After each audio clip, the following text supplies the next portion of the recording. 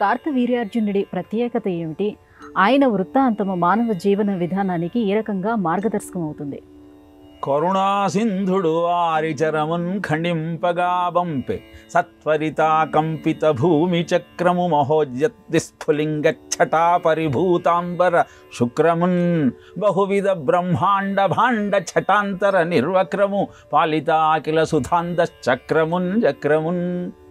శ్రీ మహావిష్ణువు ఆసురీ సంహారానికి తన సుదర్శన చక్రాన్ని ప్రయోగించేవాడు.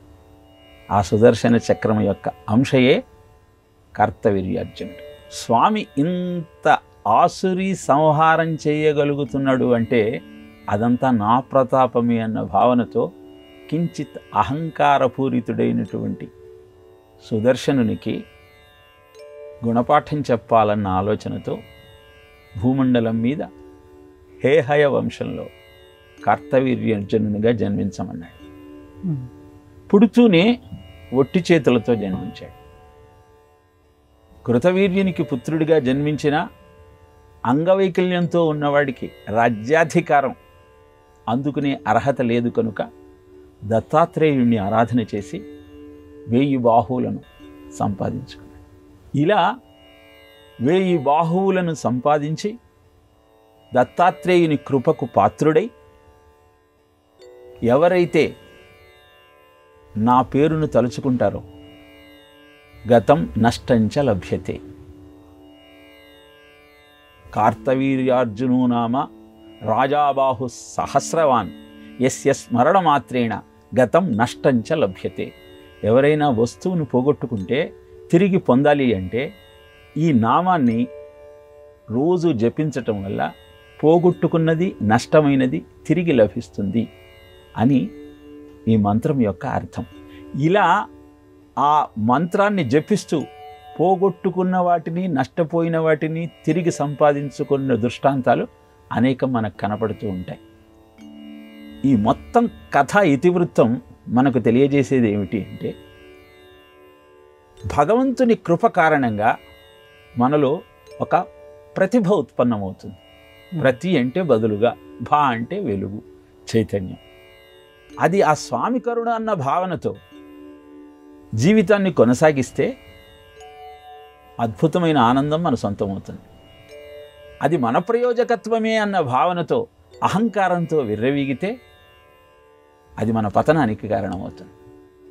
1000 చేతులను పొందిన కార్తవీర్యార్జునుడు జమదగ్ని ఆశ్రమానికి వెళ్ళి తనకు తన సైన్యానికి షడ్రసోపేతమైన భోజనాన్ని అందించిన జమదగ్నిని అభినందించాల్సింది పోయి ఆ గోవును తనకిచ్చేయమంటూ ఒత్తిడి చేశాడు.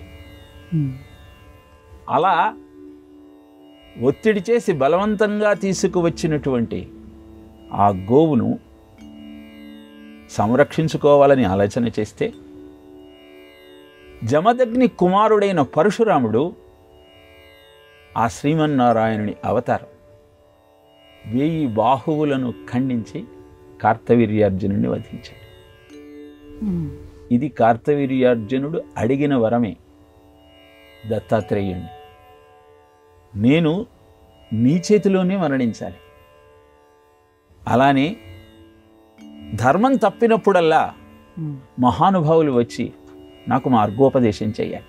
ఇలా కార్తవీర్యార్జునుని యొక్క జీవిత చరిత్రను మనం పరిశీలనగా చూస్తే మానవ జీవితమే అక్కడ ద్యోతకమవుతుంది. అహంకారంతో విర్రవీగుతున్నప్పుడల్లా పెద్దల పర్యవేక్షణ సన్మార్గంలో నిన్ను ముందుకు నడిపిస్తుంది, మనకు మార్గదర్శకమవుతుంది అన్న సత్యాన్ని కార్తవీర్యార్జునుని వృత్తాంతం ద్వారా మనం గుర్తించవచ్చు.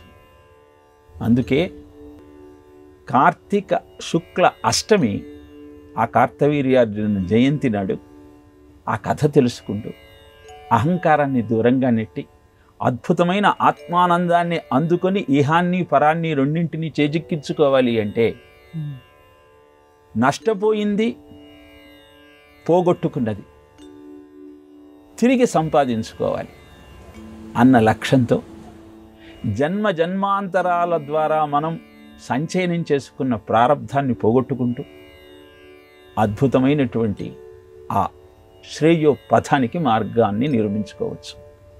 కార్తవీర్యార్జున జయంతి ద్వారా మనం గుర్తించాల్సిన సత్యం ఇది.